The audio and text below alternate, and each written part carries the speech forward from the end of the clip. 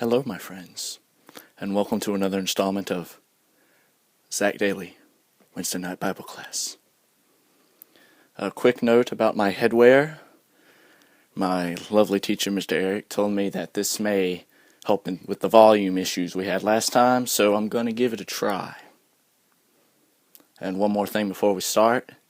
Miss Wellborn, I left you out of the shout-outs last week, so I'm going to get that out of the way. Number 1 in the track. Number 1 in my heart. Gotcha. Alright.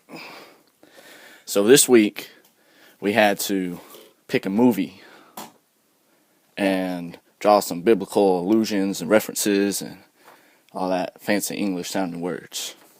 And I picked The Lion King, classic. Came out in 1994. It's pretty American. About as American as apple pie. And if you don't like it, then I don't know you anymore. Alright, so quick plot synopsis. You got what's his name? Little Simba. And he's a little lion cub born to Mufasa, who is the Lion King. So he's the prince. But Simba had an uncle named Scar. See, that's a scary sound name. You already know he's going to be the bad guy just because his name is Scar. But his name's Scar. And he was going to be king until Simba was born. So if Simba's gone, then Scar's king. So you kind of see where this is going already. But, Simba's growing up all happy in his little Lion King. He's got a little girlfriend, and they're playing around. But Scar, now he's plotting. Scar's plotting to get rid of him. And so one day he lures Simba out into, the Badlands. So Simba's out there in the Badlands. And his dad, Mufasa, has to come rescue him. But Scar kills Mufasa. And then tells Simba it was his fault. So Simba runs away to the woods. He meets, Timon and Pumbaa. They're my favorite characters, by the way. Hakuna Matata, all that good stuff. But then his girlfriend comes back, finds him, says, hey, you gotta come back. You gotta come save us. But he's like, no, can't do it.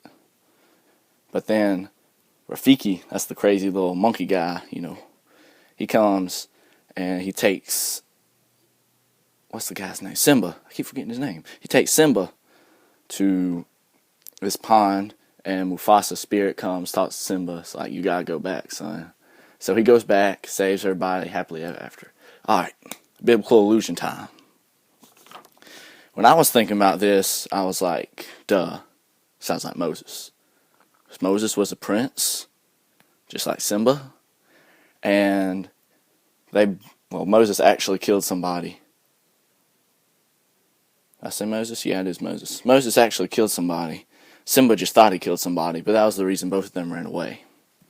They ran away to mature for a while, and then they were called back Moses was called back by God through the burning bush. And Simba was called back by Mufasa, which kind of plays the role of God here.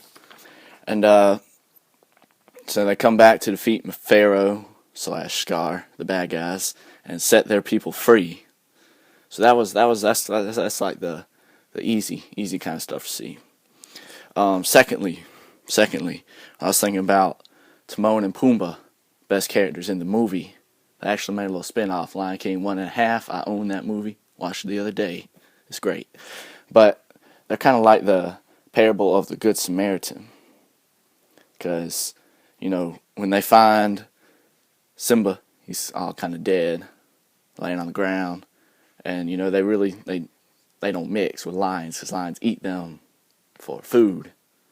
So, I don't know why they stopped to help him, because they're Good Samaritans. That's why they stopped to help him. And then the last thing.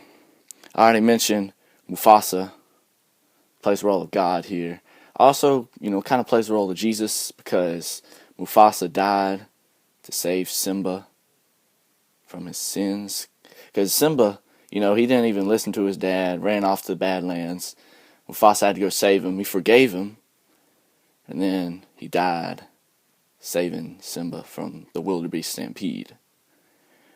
And so, that's what I think The Lion King, drawing some biblical references there. And I'm at 5 minutes right now, so I'm shutting it off, so I'm under. All right, appreciate it. Bye.